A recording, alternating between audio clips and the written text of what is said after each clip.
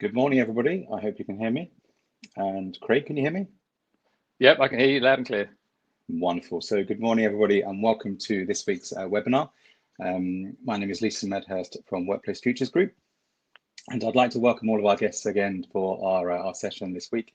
We did our first one last Friday, of course, in the on the back of our current working situation. And I think if they go well, and this one goes well, and hopefully people will enjoy it, we'll probably do it on a weekly basis. We'll certainly do it on a weekly basis while we're in our current predicament. And if we get a lot of feedback and a lot of people that are participating, we may well continue them on beyond that. We may even become vloggers. Who knows? There's a hidden talent there, perhaps, as we move forward. But first and foremost, before I introduce our guest, I want to make sure that everybody can hear me today. So I'm just going to run a quick poll. Can everybody hear me? Bravo. Okay, we have touchdown, as they say, so everybody can hear me. So welcome, everybody. And I'm very privileged today that I'm joined in my webinar by Mr. Craig Frost of Knight Frank. So welcome, Craig. Thank you very much indeed for taking the time to join me. So what I'm going to do, everybody, is I'm just going to have a quick recap before I bring my guest into the webinar this week. I'm going to just quickly recap as to where we were, where we've been in the last week, our interesting journey. And just I think just give us a bit of perspective and insight as to what's happened over the past 7 days. So as I said, I'm Leeson Medhurst. I'm joined by Craig from Knight Frank, and very privileged obviously to have him on board.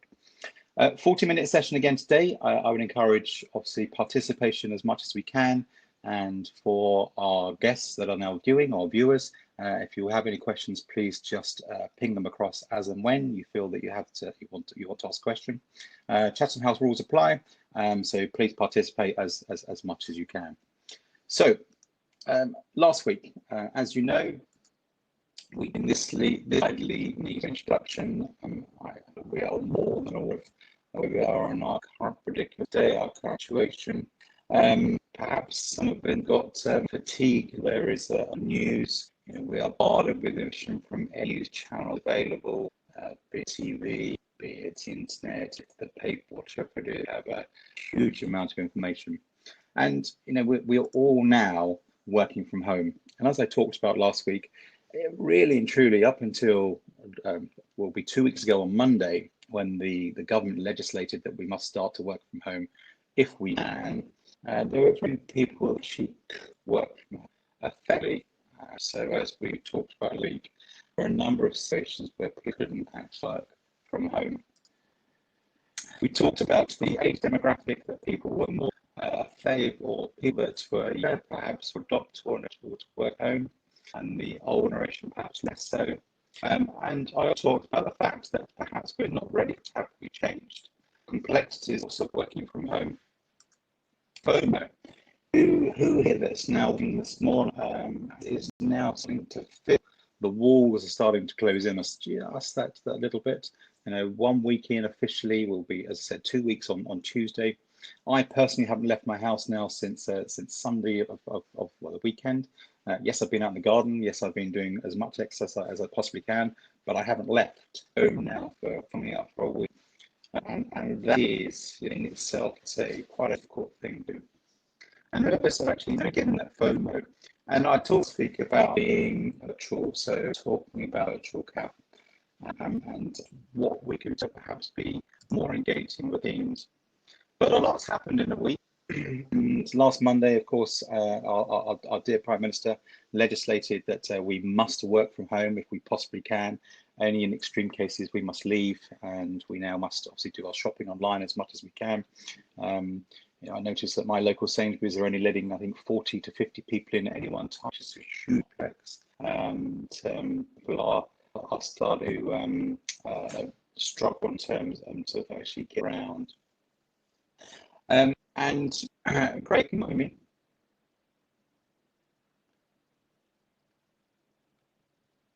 Can you hear me, Craig? I can just about hear you. I think we've had a few messages in saying you're breaking up a little bit. Okay, but you can hear me now, can you? I've just about got you, yeah. We've got you there. Oh, wonderful. Okay, all right, so apologies. I just want to check from a perspective. No problem at all. Okay, so in terms of where we are, we're obviously now on our complete lockdown as well. But I wanted to just quick talk about where we are in terms of the big sector, what we day-to-day basis, and as I mentioned at the top of the meeting, Craig is joining us now, Knight Frank. And Craig, I would come to you now, and if you wouldn't mind just introduce your good self, know a little bit what Knight do, and in particular what you do within Knight. Sure, absolutely. So for those who don't know Knight Frank, we're a global real estate firm with our headquarters in Baker Street in London. The business is split fairly evenly between the residential and commercial. My team comes under the commercial arm, so the consultancy arm of the commercial business, and I've got about 15 amazing project managers and cost consultants working for me, with a key focus being on Cat A and Cat B office refurbishment and fit out works.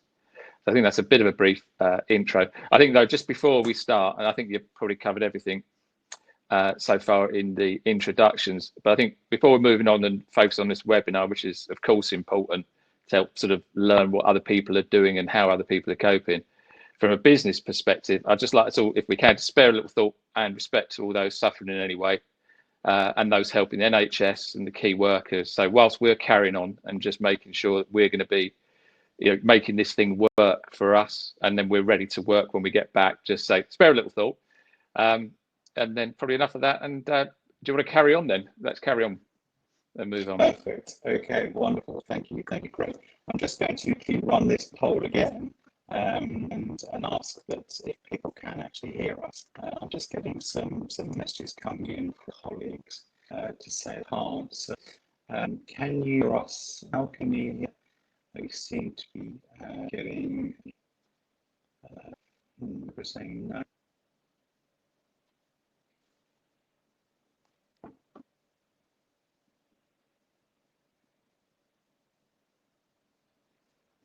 Right, fine. So they can hear you, but they can't hear me. Interesting. Well, just rather than time-wise, do you want to carry on to some of the questions, and maybe you can try and fix yours, put them up on the screen, then I can just sort of talk around them if you want. Perfect. Okay, can you still hear me? Got you now.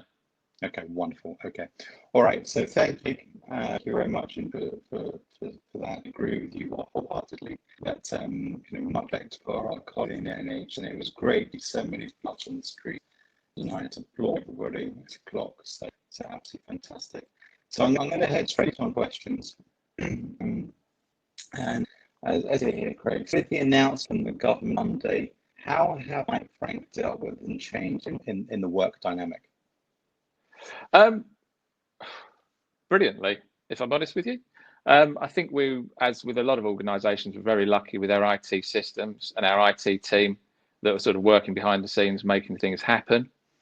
I think a lot of teams, particularly my own, on the project management and cost consultancy side, we're fairly nomadic anyway. So we could be moving between building sites, various offices around the Knight Frank network, and we had the technology to help us work. I think it's then just some of the other bits that have fallen in place behind, trying to just make sure people are looked after. So overall, I think that change in work dynamic's been good. We've had some change in our work dynamic going on anyway. Over the past sort of 6 months, we've been moving to a more agile way of working with some refurbishment works we've been having going on. So people have been moving between different sort of work settings around the office, and working from home has been used. I think it's probably another one of your questions actually about how we did deal with it beforehand. Absolutely. Okay, it's encouraging to know that that you're adopting it. But prior to the COVID-19 outbreak, what were you doing? What was the operating or working from home policy? Did you actually have one? Didn't really have a policy as such. There were some people working from home. There were some roles that sort of were home based. And I know there was work in place to try and get a proper working home policy put there. But apart from that, it was just dealt with through a bit more informally through the business units themselves. So from our side, on the PM part, Typically, we would work from home when we needed to get our heads down to get a bit of work done, or sometimes if there were sort of personal circumstances where we had to be in the home for a certain thing, we could be there and work. We had the technology to allow that to happen. Okay, wonderful. Now, how many of you were actually adopting it? Was it broad brush across the whole of the organisation? Was it just a handful of people? How many people actually embraced the work from home policy? Yeah, I mean, so we did not so much the policy, but just say that in terms of the individual groups. I mean, there were times, pretty much across the board, people every now and again you'd Skype them or pick the phone up and they'd be working from home for a reason. So I think it was a fairly relaxed approach to it that just really helped, say, support doing your work really. I mean, that's possibly one of the issues with an agile working environment where you're moving around. Sometimes it's just a matter of you need to get your head down, get a bit of private space and quiet space as well to be able to do that. Sometimes offices can't offer that. Okay, I understand. And the current climate, of course, is forcing us to think differently, to work differently. What have you? I suppose there's two questions here. What have Knight Frank had to do, and what have you had to do personally with your team as well? What have you had to do, adapt to be able to work? I think, to be honest, we've just gone to it like ducks to water, if I'm honest with you. I mean, there were some people probably in some groups that hadn't been working from home, hadn't been as reliant on the technology, being mobile as we had. So I think it was a bit new to them. They probably needed a little bit more help to get used to it. I think policy-wise, I think it's been a real learning curve last sort of week and a half or so. I think what's been great with Knight Frank, they've probably given us enough information, enough support, but they haven't dictated. Because I think part of this working from home is you need to find your own way of doing things. There's been some great advice and some sort of great links to sort of other webinars and things as well for people to sort of get used to things. But policy is nothing specific. It's more about then what we're doing, as a team to help us as well. We're having a daily catch-up call in the morning. We're having a daily competition on that to try and get everyone thinking a little bit about stuff apart from work. Our year end's coming up, so there's been quite a lot of chat and discussion about how we're doing with that and how we're getting through in the future. We started off in the first couple of days drawing up a list of everything we want to do, and there's quite a broad list so far. We haven't had the time to look at it. It's there, it's parked, we're ready to go. Because from out, pretty much work has carried on as normal as it could. And there's been other challenges coming up, like trying to help advise clients. Lots of questions around there, what's happening with either projects in design or projects at a tender or the site part as well. Okay, I understand. And we're going to come on to that in a minute. We've got some questions specifically about the industry as we move through the question set here. So thank you, Craig. And I apologise to the people that can't hear me properly. I think they can hear you fully, Craig, which is important. I'm just loose today, so it's all with your good self. So, I mean, the next question I have for you is, how are you and how are colleagues finding the sudden change, and what's been, I suppose, if you could pick out one single biggest challenge, what might that be? Okay, I mean, just in terms of, well, the biggest challenge, I think, full stop in all of this, take work out of it, it's just going to be sort of mental well-being. It's that, we can talk more about that in a bit. I think just keeping sane, keeping in a good place. I mean, it's different for different people. I'm really fortunate. I've got family around me, apart from a daughter who's stuck in Dubai. 15-year-old son, pretty self-sufficient, can make me a cup of coffee, so that's great. One of the biggest issues is probably for me is then people realizing that I'm at work when I'm sitting here at home doing this, so it's getting them used to that. But I think the ones sort of are more concerned, the ones that might struggle, those sort of home alone, stuck indoors by themselves, having to do work all day by themselves and then time in the evening. Those who have got younger kids, so it's around looking after them, homeschooling them, and then trying to deal with work as well, keeping a business going, keeping things moving, so we're ready to come out of here. I mean, we're trying to put from my team, we're trying to we're all trying to put the right network around each other. I think getting the right support. We've got a WhatsApp group, which is hopefully the company can't see some of the things that go on there, but I think that keeps everybody going through the day. And there's people worried about what's going to happen in the future. But I think all of that, you're working hard. You've got the news in the background. It's a matter of control of that, but it really is. It's a bit of balance, but I think it's different for different people. I mean, I know that some people, are sort of still having to go into work in certain places, and then they've got people working from home. So there's certain sort of them and us things happening with people that needs to be balanced out, and just basically everyone to have a bit of respect for each other. I think as we go through this. Yeah, exactly. The next question: what workarounds have you, or cheats have you had to adopt to get things working? Is there anything you want to share with us? I mean, I know that the reason for the question is that a lot of corporate policy is normally to use servers, internal servers via, that are locked down, and we're all having to work from home and use our own Wi-Fi. And of course, I'm experiencing a little bit of sound problem myself here.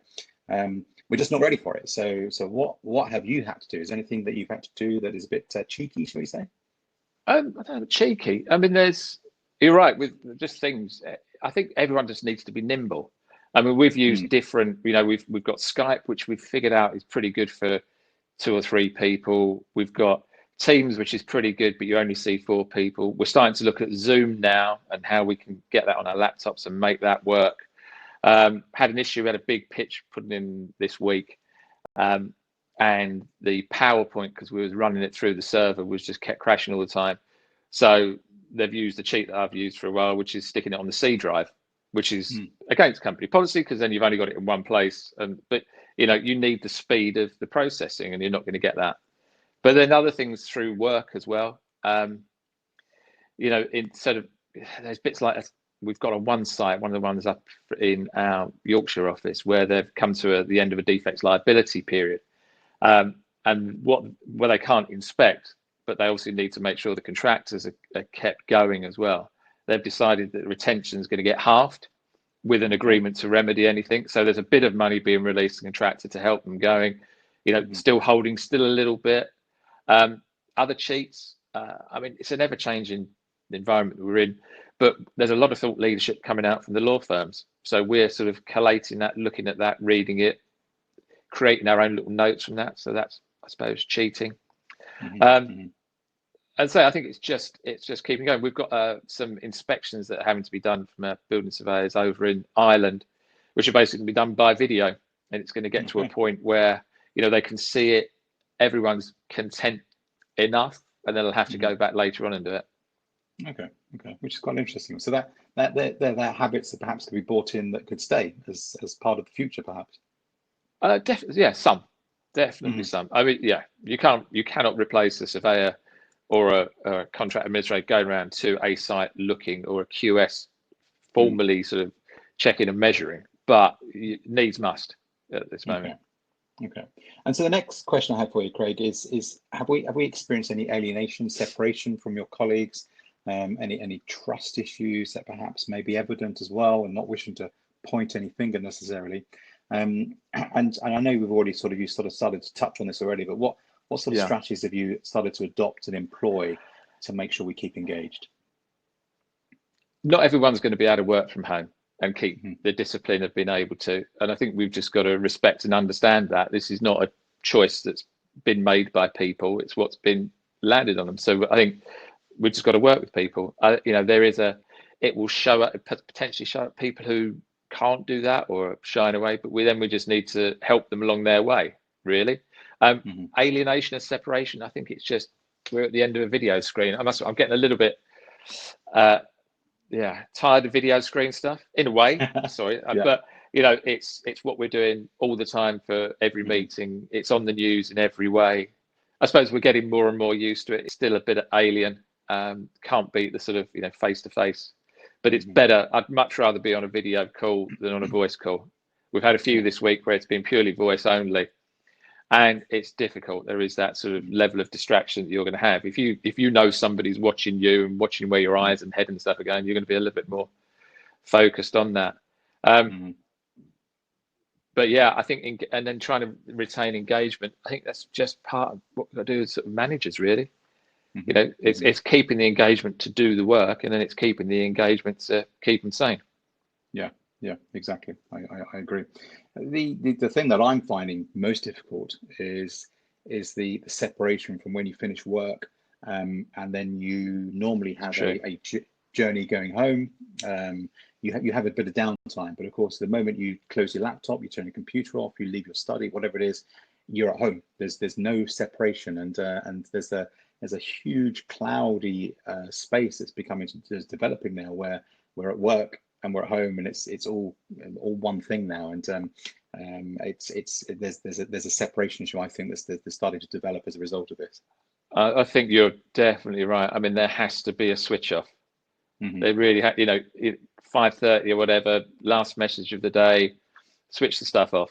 Unless you've got, you know, a pending piece of work you've got to do. Don't keep looking. It's still going to be there tomorrow. You've got to service clients, as we've always done. But, you know, you're right, with those areas that you work. I mean, I'm sitting at a dining table, you know, during the week so far, things have been left here. Tonight, that's gone. You know, laptops in the bag. You know, I'll keep an eye out on the phone, as I probably would of a normal weekend. Yeah, exactly. Okay, perfect. Thanks, Craig. How are staff feeling if you were to do a blanket survey, a snap poll, whatever it may be? You know, do you think people? It's probably not the time of in the current climate to start saying you want to leave. There's probably the risky thing to do, but you know, are staff happier? Is there a risk, you think, of attrition? And if you were able to measure that, if at all possible, do you see that it could actually reflect or impact the way that your future working patterns and dare I say it, the design of Knight Frank offices moving forward? I don't think from the staff's point of view there's an attrition piece. So I think Knight Frank have been pretty good so far. I should say very good. Hopefully no one's listening, but they've been pretty good. I think from that side they're supportive of us. There's emails coming out from the sort of higher levels of management trying to engage with people as well. So that's good. I'm not sure if anyone can be happier about the situation we're in at all. I think it's what we're coping with it, doing it, taking, you know, getting on with it, basically. But I do think it really is, you know, it's testing the systems that we've been talking about for a long time. You know, with the whole agility, how we were working, trying to work differently, bringing companies forward. You've got to get on with it. It'll show up what works and what doesn't work. So I think when we come out the other end of this, you know, we're going to be a lot more open to be able to not work in the office, work from other places, or if we're working in the office, work more or in a more agile way. But I don't think, I mean, we're in a honeymoon period in some ways for the working from the home. It's like my son, who's just, you know, off school this week. He started at the beginning of the week really enthusiastic about what he was doing. He doesn't have to go to school. Everything's great.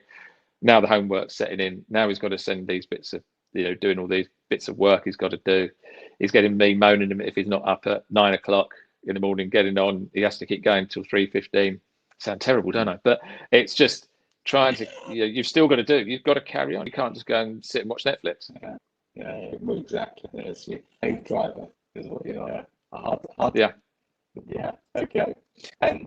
So I want to trade if we can next sort of 15 minutes on the real estate market, and also your expertise in this very interesting about Knight Frank. I think it'd be good to get your opinion of where we are in the real estate sector, and obviously London is your domain.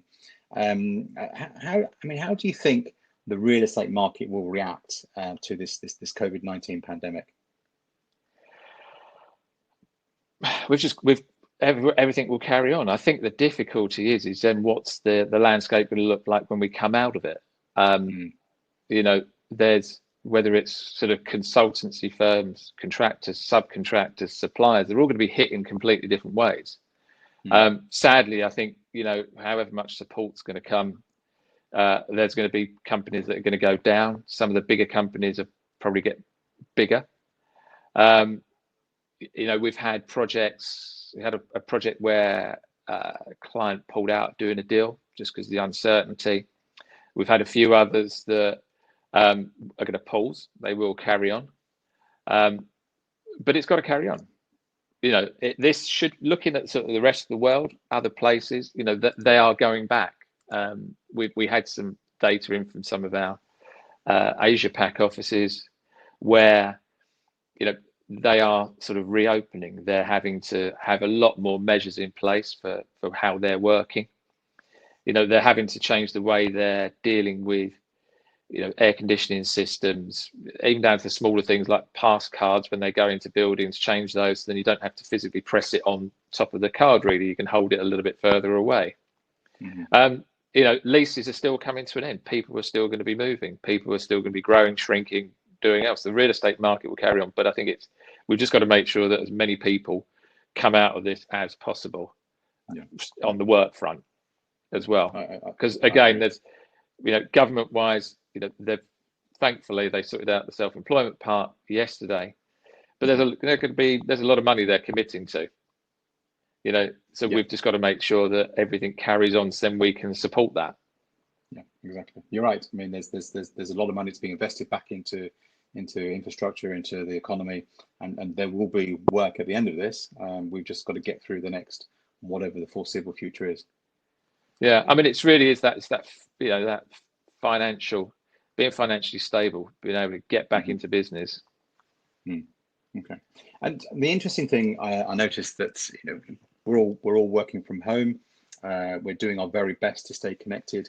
But if you've got a client that is at the end of their lease, or they've got visibility of the fact that they've got a compelling event coming up very, very, very soon, what's happening? Our clients and landlords, are they really active at this point?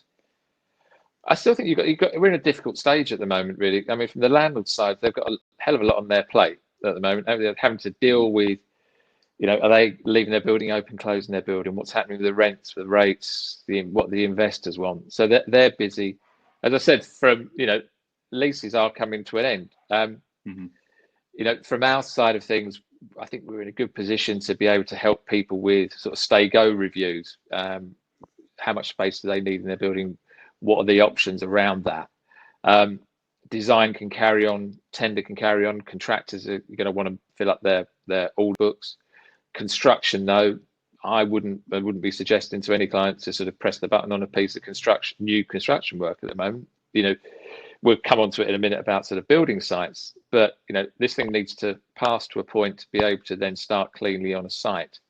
The difficulty, though, I think is being able to do things face to face. A client who wants to move will want to go and look at buildings. Well, you can't do that at the moment. There's a lot you can do in terms of sort of long listing. I would have thought, there's thankfully all the big firms, all firms have got great data. So if somebody wanted a sort of a list of potential opportunities of a building, those can be pulled together and sent round. A lot of them, if you look at the way project information is now becoming available on the new buildings with BIM and the like, the documentation is great. A little bit more of a struggle with some of the older buildings. So, yeah, I think it's getting ready. It's carrying on. You can do some long listing, then this will come to then go and have a look.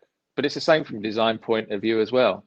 And we've got projects at the moment. Yes, we can get on with the technical part, but how's a client then going to touch and feel a bit of carpet that they want? You can show them pictures, images, visuals, anything. But that final little piece of the puzzle. So we've got one where it might have to just be through architects' recommendations, lots of photos, and some trust. Yeah, exactly. Yeah, you can't beat that touchy-feely, face to face. But you're quite right. We can't do that at this moment in time. So it's by distance. Yeah. It's like in the good old days when you have a long distance relationship, pen pal, we're referring back to now. So I mean, I suppose that leads me very nicely onto my next question. There'll be people that, of course, would have been mid-transaction up until sort of 3-4 weeks ago. We could see this thing coming. But we sort of chose to ignore it, interestingly, but it was coming towards us. A lot of clients, of course, would have been mid-transaction. What do they do now? I mean, there's an element of uncertainty that exists. Will my deal go through? What can I do? What could you say? What would be your advice you'd give them at this stage? Well, I've got to be careful because I'm a project manager and I'm not an agent. And I can give you a project management view in a minute, but the mid-transaction part, I mean, I've seen it on a couple that we're looking at, is really everybody talking about COVID, the impact of it, the timing and the delay, and making sure that there's some recognition of that in the documents, whether it's a slightly longer rent-free that's being offered just to tide it over a little bit, something like that. But if you're mid-transaction or deal, you've chosen your building, that's where you want to go to. It's going to be the timing around that completion and getting ready to start on site, I think. And then from the project management and the fit out side, we've got one that we're going to go out to tender for shortly. But within that tender document, as well as making sure there's changes on the contractual side, we're going to be making sure that there's options in there. There'll be an option for, we're going to start as soon as we possibly can. Can you hold your price for 2-3 months? So making sure this thing clears. And there's going to be for some firms where, that sort of 3 month might move on to a sort of a 6 or 7 month to allow them to then start the commitment to the cost in their financial new year. There's going to be a lot of firms who are going to be, a fit out's a lot of money to commit to, whether you're getting rent free to help balance it out anyway. But you might need to get yourself through this year, then commit next year to cover those sort of loss of time. Yeah, exactly. I mean, it's just looking at the options that are available to us at the moment. And I think it was just talked about, and how can they execute? But I think it's extending contracts basically. It's having some flexibility in the way we approach things at the moment. Absolutely. I mean, we've got, there's supply. Apart from the working part, there's supply chain. There's factories shutting down. How much stock and material is there that hasn't been produced so far? There will be a knock on, undoubtedly. But we've just got to be prepared, open, and try and be fair and reasonable. Yeah. There's got to be the key.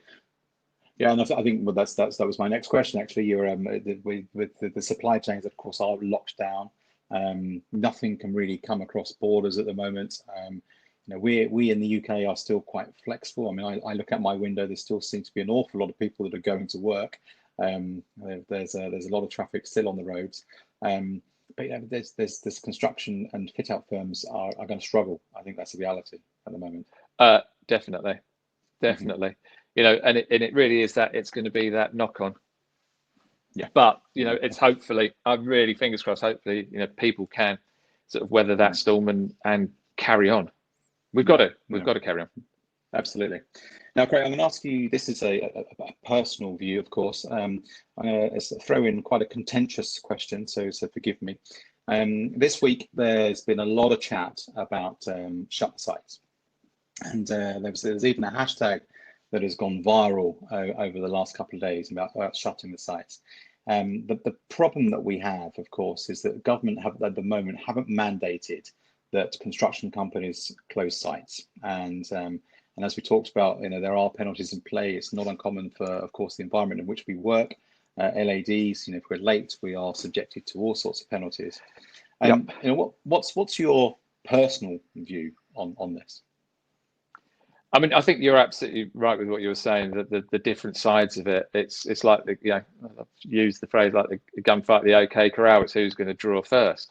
Is it the contractor who's shutting the site? Is it the client who's going, not in my name? Is it the landlord shutting it? I mean, thankfully yesterday, say the self-employed part hopefully will help a bit those people, because I think there's a lot of people out there who have had to carry on. They were, particularly in the construction industry, self-employed, who had to keep going. But personally, I'm really drawn on it. I mean, it is. Things are ever changing, but when you look at things like ESG, I mean, it is a bit counterintuitive and a bit socially irresponsible in some ways. It's very difficult. I think, from what Boris said earlier in the week to then what was said the next morning, to that construction sites were okay, new construction sites working outside. All the contractors that we're talking to that are still building are putting in place rules, control in line with government guidelines. But then we hear of sort of some sites where it's on an upper floor and one person at a time is getting into a lift. So there's the part where you're being non-productive. So I how this thing pans out, as far as at the moment, we sort of think it's going to be more of like a relevant event, so entitled to an extension of time as opposed to the loss and expense part.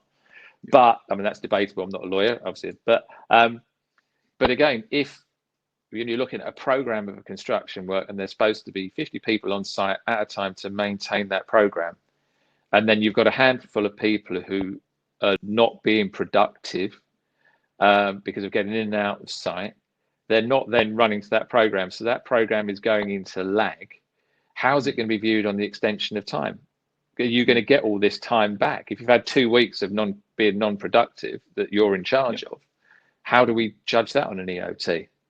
I do think the government really needs to get a bit more clarity and force the issue, I think, on this. So there's a lot of people for various sort of reasons. I don't think they're malicious in what they're doing. I think it's just their circumstance.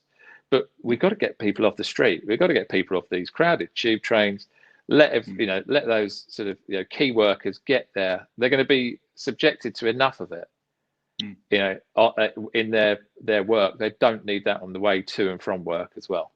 Yeah, I agree, and I enforce that. I mean, I look at my window and I still see lots of people on the streets, and they can't all be key workers or people that have to go to work for some reason. They believe, whether it's an iron mentality that we have here, that we're immune to it. We're not. It's coming. The storm is coming, and we've got to take heed of what the advice is. And you're right. I enforce exactly what you're saying there.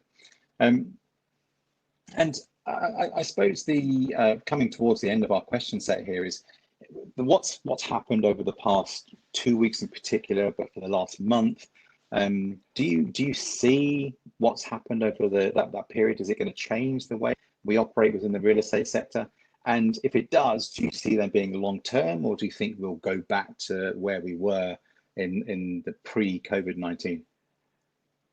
Undoubtedly going to change. In terms of, we were saying, like with the agility and how people work and that working process, that will change. I think it's a great lesson in terms of working from home, the trust side of things. That goes without saying. It's interesting. There's a lot of people, when this is over, we're going to do X, Y, Z. We're going to be turbocharging. I think somebody said we're going to be coming out all guns blazing, which is a great way to think. I think actually when we come out of this, we'll have 25%, 50% of those great ideas that we'll actually push forward, because we'll have to get back on with business as usual. So things will change. Actually, in the sort of real estate side, there's going to be change in contracts, how they're written. That's going to change a bit. I'm not sure if some of those clauses that are then going to be put into contracts are going to make construction work more expensive because the amount of risk that contractors are going to have to take on board. So I think that'll come into play. Technology, that's bound to increase in terms of building management tools. I mean, you've only got to see, I don't know if you've seen some of those images from China and whether it's an infringement of their personal liberties, but there's an app on the phone. If you've got a green card thing on your phone or a green screen, you can get on the train, you can go into a building. So something that tracks your health and well-being. I think that will grow. When you look at buildings and how they're working, whether it's the air conditioning systems, making sure they've got whatever scrubbers they need in there to make sure the air is clear. We said about the passes to get into a building. So I think there'll be a lot of that kind of thing. So there's undoubtedly going to be change. Whether it's going to be as fundamental as we have been talking, whether it's going to be a slight dilution of that, but definitely lessons learned across the whole industry. Yeah, I agree. I mean, there's lots of things changing. So I suppose my final question for you, Craig, this morning is, given the choice of what's happened, the way that we're working at the moment, the team that you have, your team is obviously very disparate. Everybody's working away from the office. We don't have an office per se. There's all of a sudden there's 1,000 Knight Frank offices, or whatever your populace is within the organization. Would you carry that on, or do you see that we need to go back to the old, this is the office, this is where we work from? No, I wouldn't carry on. Okay. I think it's we have no choice. We're doing it. I think certain part, working from home definitely has its place. As we were saying earlier, it's good if you need to get away, if you're trying to support your doing something that you need to be at home for, somebody's coming or whatever, you have to do that. But you can't beat the face-to-face. However good the technology is, that face-to-face, seeing people, seeing a building, seeing a carpet, dealing with all those things, you can't beat being together. I think it will allow more flexibility.